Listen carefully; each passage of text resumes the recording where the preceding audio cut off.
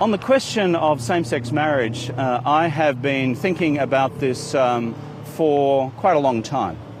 As you know, this has already come to the Australian Parliament for one vote, and also there is another vote due in 2 or 3 weeks' time, assuming that legislation comes for a vote.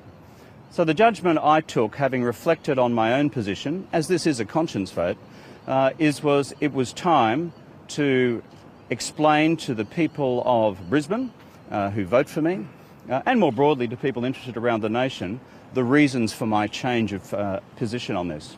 And what is it in a nutshell?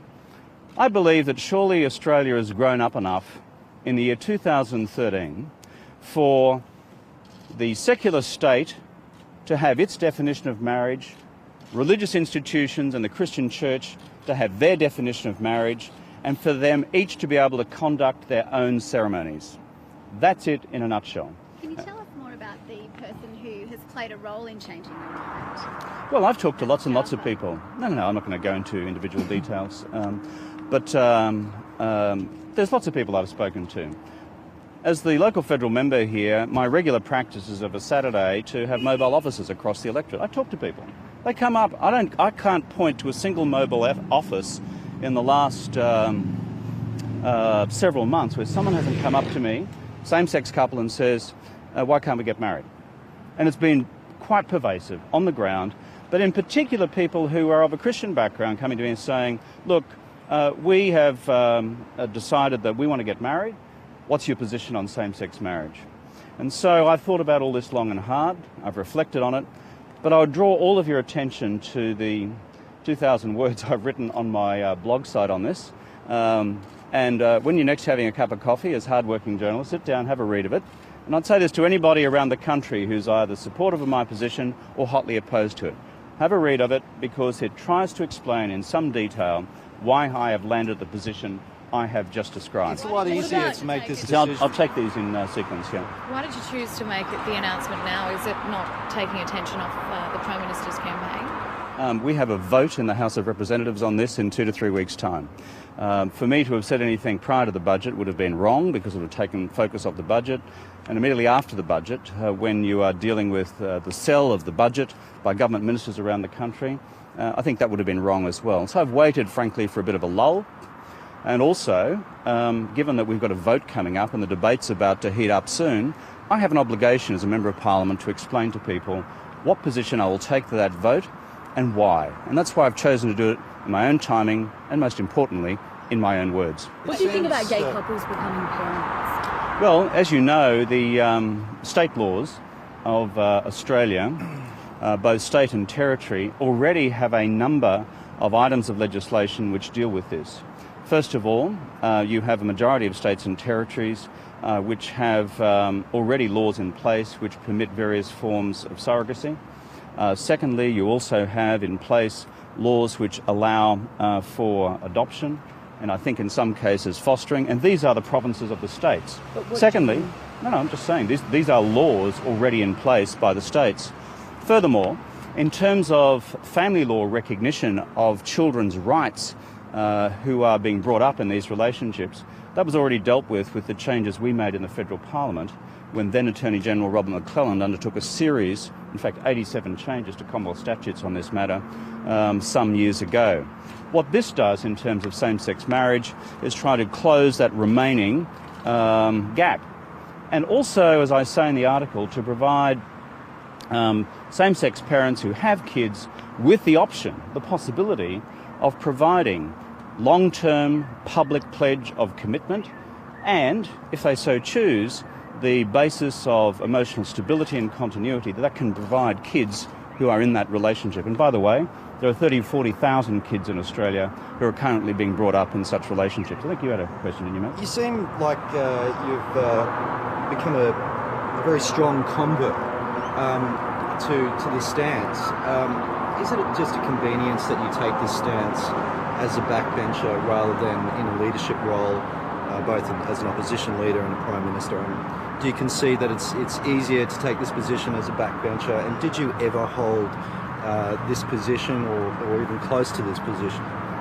Well, Michael, as I say in the article, and I'm sure you've read it and memorised it by now, Whenever I would come out with a change in position on this matter, and something as so controversial across the country as same-sex marriage, people are going to say, well, why did you do it then and not another time?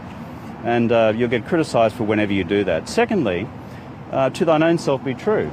And as your view evolves and changes, as mine has done over recent months, over the course of the last 12 months, then when it reaches conclusion, that's when you should put it into the public domain, and that's been my experience. So what was the juncture? And people will know very well from my multiple conversations with them on these matters, going back over quite a long period of time, as I say in the blog, and I draw your attention to it, that this has been something of a personal journey for me, and discussions with my family as well. As I say in the piece, I've been the last of the Mohicans on this one. Therese has had a view in support of same-sex marriage for some time. All three kids have, and they look at me as some family dinosaur. I think we're all shaped by the views of those immediately around us and by our wider network of friends, but also I've done a fair bit of reading. As you would also see from the article I've written, in my own words, over quite a number of weeks now, I've also looked at all the sociological surveys which have been done in the United States on the long-term impact of children being raised in same-sex relationships. And these are thorough studies, longitudinal studies underway since the late 80s and early 90s.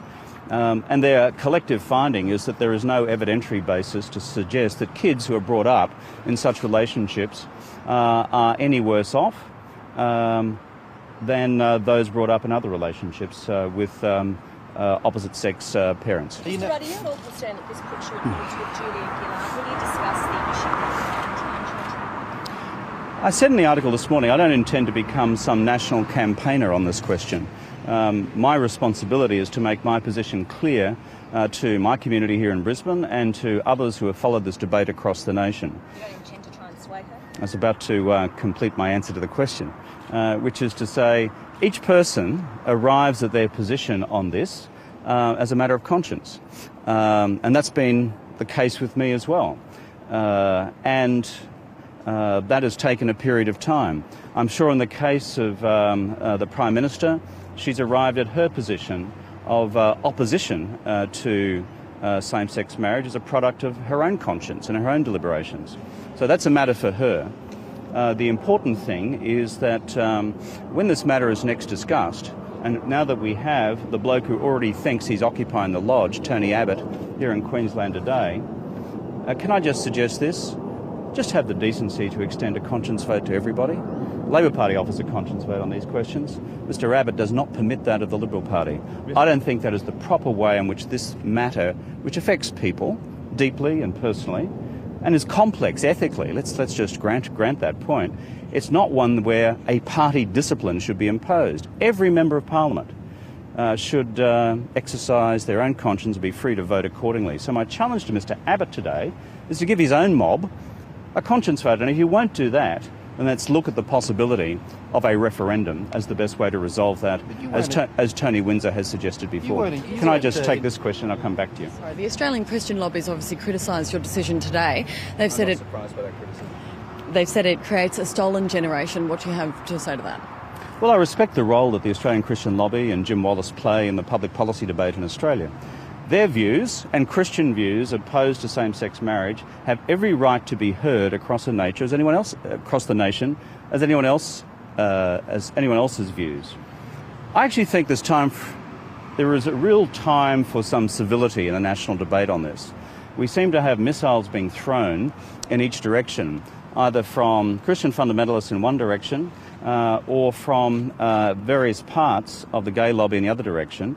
I think what the mood of the Australian nation is, how do we actually come together on this, and how do we find a way through?